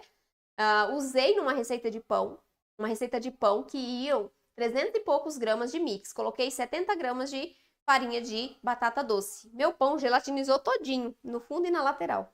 Por quê? Porque ela tem muito amido. O amido vai dar uma decanta, né? Desce. E aí ele gelatiniza embaixo assim. Então, a farinha de batata doce é de estrutura, mas eu também recomendo que você use ali uma quantidade menor para você não ter prejuízo na massa. Posso colocar mais de uma farinha de oleaginosa no mix e reduzir a de estrutura ou de liga ou de maciez? Você pode colocar mais de uma farinha de proteica, mas você não vai reduzir essas farinhas aqui. Por quê? Porque elas não são de estrutura. Lembra? Farinha proteica não dá estrutura. Se eu tiro estrutura, eu perco estrutura na massa. Porque eu não vou repor isso usando as farinhas proteicas. Então, você pode usar como complemento ao mix, não em substituição a nenhuma das outras farinhas. Bom? Asterix. Essa aí, Miriam. Não, mas eu tava me referindo a Yacon. A baroa não é batatinha, né? Ela é um tipo de mandioca. Então, é a Yacon que eu queria lembrar. Era esse o nome que eu tava pensando. Yacon, obrigada, viu? Mas a Asterix, eu acho que ela é mais seca também do que a inglesa. Faz um mix de farinha sem arroz e sem milho, por favor. Janine, te dei já, né? Você apagou sua pergunta lá em cima, mas eu já te respondi essa, né? O que você pode trocar? Não existe um substituto para o polvilho doce nos bolos? Existe, Edson, a fécula de araruta. Fécula de araruta substitui na mesma proporção o polvilho doce, com as mesmas funções, mesmas características. E eu posso usar uma combinação de farinha de chia e farinha de linhaça também, tá? Para substituir parte do polvilho doce. Você sabe dizer, depois de quanto tempo sem usar ou consumir glúten a casa está descontaminada? Adriana, olha só, descontaminação é uma coisa complicada. Por quê? Existe, né, a tripla lavagem que algumas pessoas fazem, citam isso, mas até hoje eu nunca encontrei um estudo, porque eu gosto muito de exatidão nas coisas, inclusive nisso. Então eu não encontrei nenhum estudo científico que me comprovasse que se eu fizesse a tripla lavagem nos meus utensílios, nos meus equipamentos, eu estaria eliminando 100% do glúten. Por quê? Porque pelos estudos que mostram, reduz, mas não elimina completamente o glúten. Então, não tem como fazer a descontaminação da sua casa, tá? Seguindo esses estudos, se vocês encontrarem algum que fale que sim, que comprove que a tripla lavagem ou qualquer outro jeito aí descontamine, me mande que eu quero ler, porque eu não encontrei ainda, tá? Então, a minha casa, ela já é sem glúten, porque nunca entrou glúten aqui, tá bom? Mas, para descontaminar, eu ainda não encontrei nenhuma biografia que ensinasse com 100% de certeza. Estou entrando agora e não vi tudo. Tenho uma dúvida. Não levo ovos na receita? Leva sim, tá, Zenaide? Como eu disse, minhas receitas todas levam ovos, com exceção do pão francês. Então, dá uma olhadinha nas receitas lá que você vai ver. No pão de batata doce, a batata para o purê tem que ser assada ou pode ser cozida? Fiz hoje e usei assada. Está dentro do micro-ondas. Acrescento daqui a pouco, vai para o forno. Luciana, pode ser dos dois jeitos? Qual é a diferença? Quando você cozinha na água, você tem um purê mais mole. Talvez você precise reduzir o líquido da receita, a quantidade. Quando você assa, você tem um purê mais consistente, mais firme, tá? Então tem essa diferença sim. O que você tem que saber? O ponto de hidratação, para você saber se precisa colocar mais ou menos líquido na receita. Bom, pode ser que não dê diferença? Pode. Mas a chance é de dar um pouquinho de diferença sim, por conta do jeito que você cozinha, né, a sua batata. Ela absorve mais o líquido quando ela está no meio líquido. E assada, ela vai perder líquido, na verdade. Então, ela fica mais sequinha. Eu uso cozida. Às vezes na água, para ser mais rápido. No forno demora mais, né? Mas no forno tem a vantagem de acentuar o sabor da batata doce, né? E de deixar o purê mais firme, mais sequinho. O problema é que esses produtos passam pela mesma máquina dos produtos com glúten. Por isso, eles precisam dizer que tem glúten. Exatamente. A gente precisa ler os rótulos justamente para ver isso aí. E as proporções de cada grupo de farinha? Já respondi, né? Vamos lá. Os celíacos mais graves conseguem ir ao mercado sem problemas, já que o glúten se espalha no ar? Depende da condição de cada um, tá? Eu não tenho problema com isso, mas tem pessoas que não conseguem entrar nem numa padaria, porque tem farinha pairando ali no ar, né? Então depende muito da sensibilidade de cada tipo de pessoa. A proporção de farinha de amêndoas é de 20% do total de farinha. Se colocar mais do que isso, o bolo pode ficar pesado e duro no dia seguinte? Aprendi muito com você. Valéria. Então, depende. Por que que depende? Quanto é a mais que isso? 25% não vai fazer uma diferença tão grande. Agora, 50% vai, porque você tem gordura na massa e você vai colocar mais farinha rica em gordura. Então, o seu bolo pode ficar pesado, sim. Vai ficar duro no dia seguinte? Pode ficar duro, mas a chance é de ele ficar, na verdade, gorduroso e pesado, não crescer bem, tá bom? E aí é por causa disso que ele fica duro. Aqui em Portugal, que chique, gente, a Paula de Portugal. A maior parte das farinhas sem glúten estão à parte. Olha que legal isso. Então, né, é outra cultura, né? É outro jeito de ver a doença. Infelizmente, aqui no Brasil, a maior parte da sociedade não está preparada para isso. A gente tem até pessoas, né, lutando ali na Câmara dos Deputados para implementar legislação, melhorar a legislação quanto a isso, mas infelizmente nós estamos aquém do que a gente realmente necessitaria. Inclusive, tinha pelo menos, né, projetos de lei para reduzir o imposto dos produtos com glúten, sem glúten, perdão. Reduzir o imposto para produtos sem glúten, porque eles são muito caros e quem não tem condições de comprar e não sabe fazer, tem que comer coisas assim, que não tem glúten naturalmente, né? Então, tem muita gente que não tem condições de comprar. E tinha essa proposta, não foi para frente, infelizmente, né? Para reduzir esse imposto sobre os produtos sem glúten. Então, tem várias propostas. O que falta é quem tem o poder, né? Fazer realmente, abraçar essa causa e realmente fazer o que a gente gostaria que eles fizessem, né? De nos beneficiar em alguns aspectos, porque quanto a até demanda, assim, a demanda ela é alta, mas a oferta é baixa, e talvez por causa disso, assim, a gente não consegue ver muitas opções no supermercado. E aí na verdade, é uma bola de neve, né? A gente tem uma alta demanda, só que a oferta é baixa. Por a oferta ser baixa, o preço é alto, e pelo imposto também.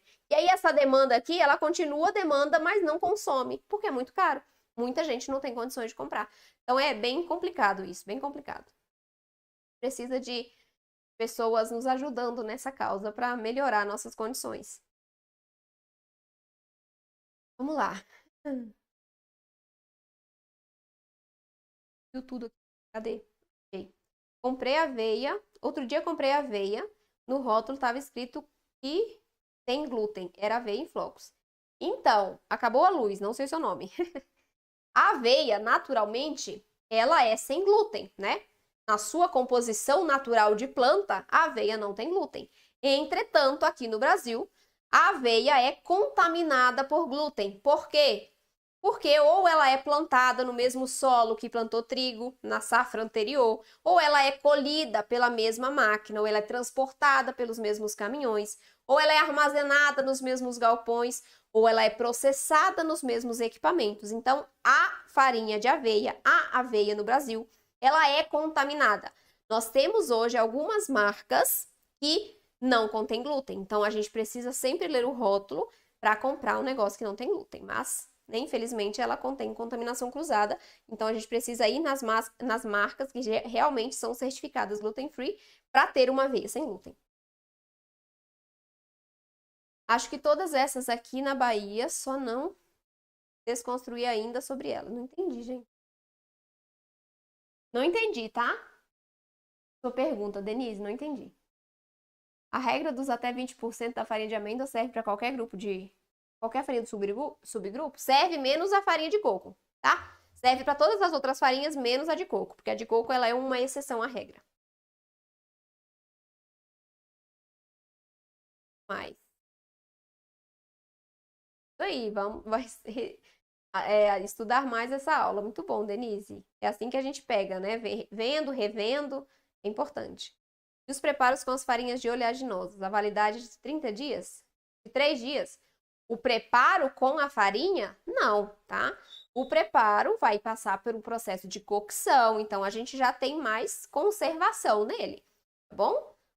Não é a farinha, quando você bate a farinha, e não é de oleaginosa, é de chia de linhaça, tá? É farinha de liga.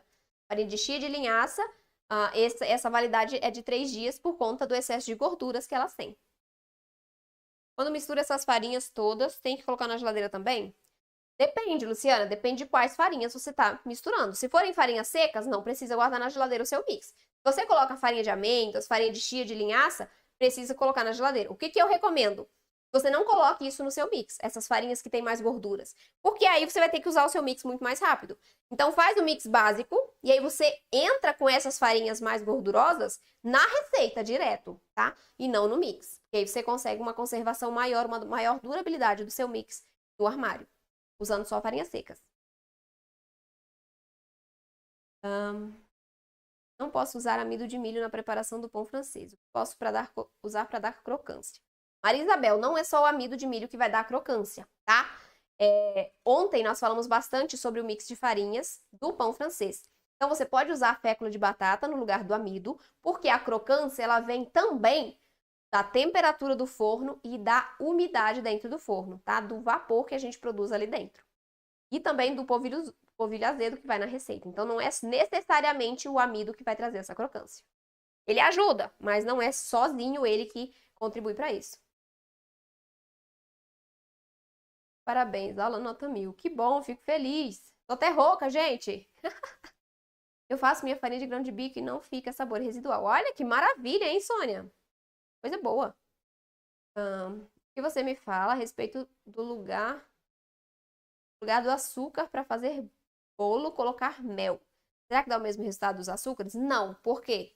O açúcar é o ingrediente seco, entra na massa seco e dentro do forno ele se torna líquido. Lá ele derrete e forma a calda, dando umidade, maciez, né? O mel, ele entra líquido. Então, ele tem menos estrutura do que o açúcar, porque ele entra já derretido, né? O açúcar tem o grânulo ainda para dar estrutura para a massa. Então, não é a mesma coisa. Quando você usa a substituição total do açúcar por mel, você tem prejuízo na estrutura, você tem mais umidade na massa, então você tem que reduzir a quantidade de líquidos da receita. Então tem toda uma compensação que a gente tem que fazer. Eu não recomendo que você substitua 100% do açúcar. Pode substituir até metade por mel, mas 100% eu não recomendo, porque senão vai dar alteração muito grande na receita, tá?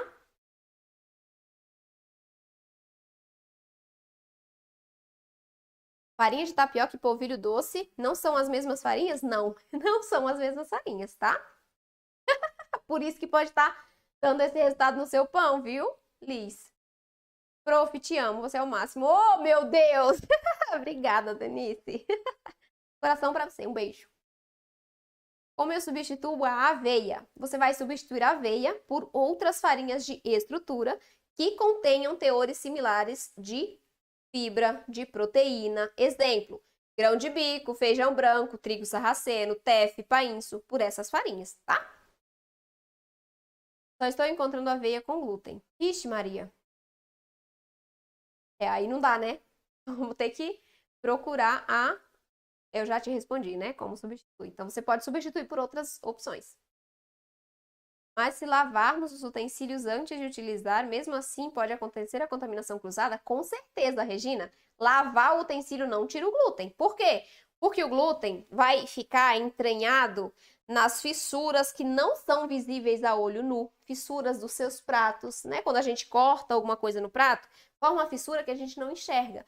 Nas panelas, sempre tem. Então, a gente não consegue tirar 100% justamente por isso. Porque ele está nos entranhamentos ali dos nossos utensílios e equipamentos. Tem utensílio que absorve, né? O plástico, ele absorve. A madeira. Então, o glúten está ali dentro, não tem como tirar, tá bom? Então, lavar não resolve. Sou celíaca, amo teu canal. Muito obrigada, Deus te abençoe. Amém, que bom. Fiz o bolo de chocolate, ficou bem fofinho. Minha filha não gostou porque achou que ficou com gosto de café. Posso fazer sem? Pode, Naide, pode colocar leite ou água, tá? Coloca leite para ficar mais maciozinho. Não dá muita alteração, eu percebo a diferença, mas é uma diferença muito, muito leve, muito sutil. Pode usar água no lugar, se você preferir, não tem problema. Não gosto de usar óleo de coco em uma receita de coco. Posso usar outro óleo? Pode. Qual é a diferença, Marley? O óleo de coco, ele tem uma capacidade maior de dar untuosidade, de dar gordura para a massa. Então, quando a gente substitui o óleo vegetal de milho, de girassol pelo óleo de coco, a gente vai diminuir essa proporção em até 20% mais ou menos. Quando é o contrário, a gente aumenta a proporção, tá bom? Em até 20%.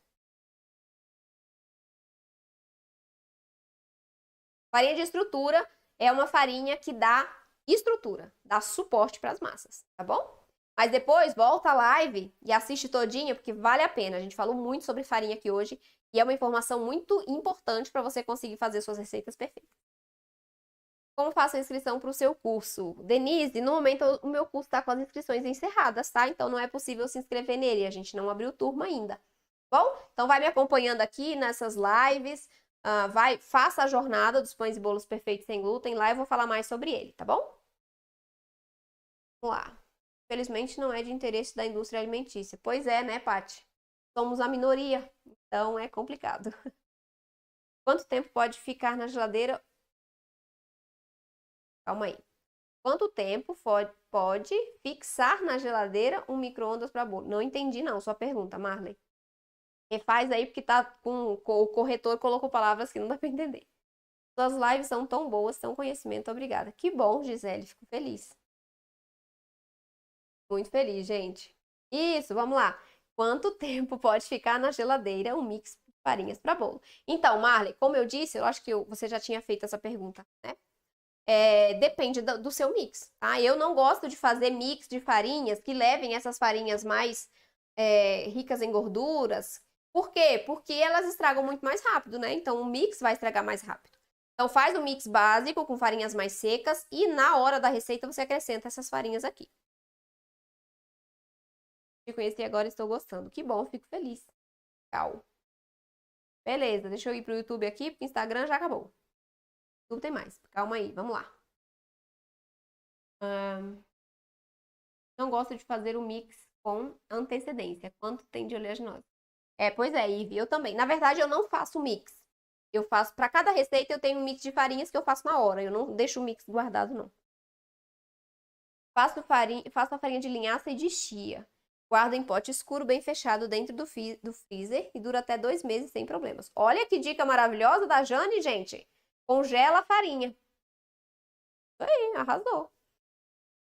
Sirlene, você é iluminada. Para nos ensinar, obrigada. Imagina.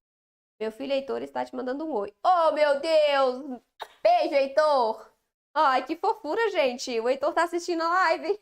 Gracinha. Seu canal é o melhor, chefe. Aprendendo muito com você. Fico feliz, Ive. Que bom. Depois faço uma receita de pão sem o arroz e sem o amido, por favor. Sou muito ruim, só consigo copiar desde. Desde já agradeço. Beleza, Janine, mas vai colocando, vai aprendendo aí, tá? Sobre as funções que você vai conseguir. No início é complicado. Por quê? Porque é tudo novo, né? Tudo que é novo nos assusta, mas não tenha medo.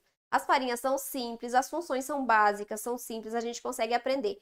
Como eu disse, aprende um pouquinho, aplica um pouquinho que você vai conseguindo assimilar esse conteúdo com muito mais facilidade, tá bom?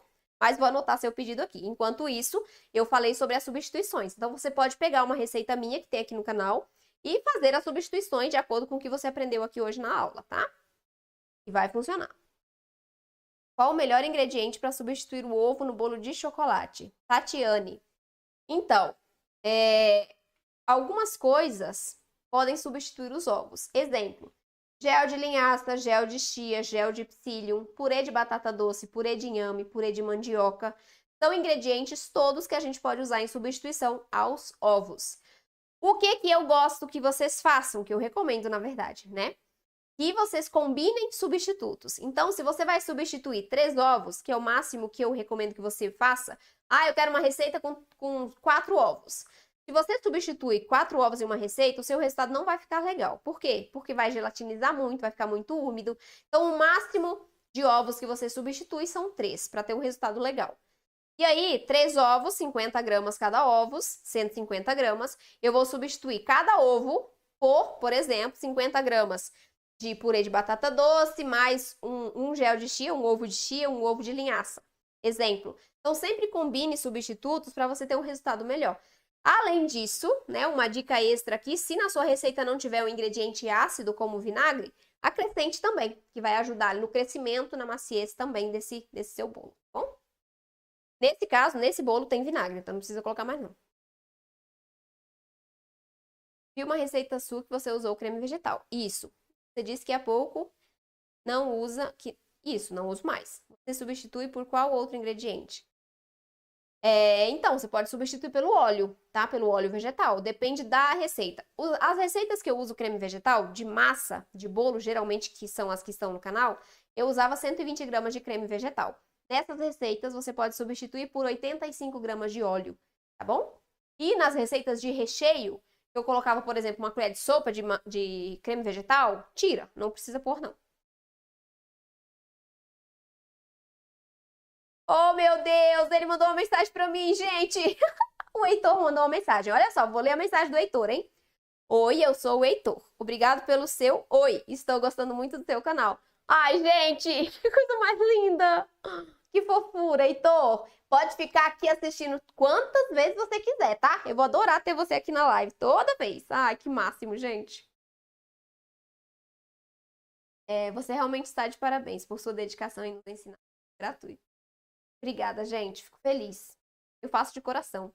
Olha aí, o Heitor tá me assistindo. Olha a minha audiência, como tá massa, gente. Tô muito feliz. Tô muito empolgada para vender. Estou construindo uma cozinha para isso. Isso aí, Kátia, arrasou. Isso é muito importante. Olha só o que a Kátia falou. Estou construindo uma cozinha para isso. Se você vende produtos, por exemplo, quer vender produtos sem glúten para quem tem doença celíaca, para quem tem alguma restrição, e usa uma cozinha contaminada, não faça isso. Por quê? Porque você vai causar um problema na saúde das pessoas. Então, se você tem chance de ter contaminação cruzada nos seus alimentos que vocês vão vender, vocês têm que informar isso para o cliente de vocês. Olha, pode conter glúten, tá? Mesmo que você não use farinha de trigo, mas seus utensílios são contaminados, sua cozinha é contaminada, você não pode vender aquilo como sem glúten, senão você vai causar problema na saúde das pessoas. E isso é sério, tá? É perigoso. Por quê? Porque pode causar até a morte de alguém, dependendo do nível ali da doença da pessoa, tá? Então, cuidado com isso. Vi receitas, substituir o ovo por uma colher de sopa de bicarbonato e uma colher de sopa de vinagre. Para cada ovo. Coloquei fermento normal, não deu certo. O que eu errei?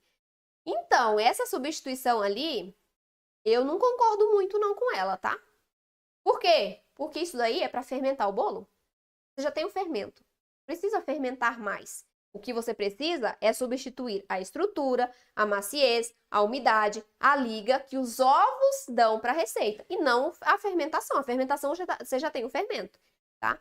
Então, para ajudar, você coloca esses substitutos que eu falei e pode colocar um ingrediente ácido também para ajudar na maciez e vai ajudar também no crescimento, né? Porque as massas sem ovos, elas são mais pesadas com esses substitutos. Então, quando a gente põe um pouquinho de vinagre, de suco de limão, a gente fermenta, ajuda, né?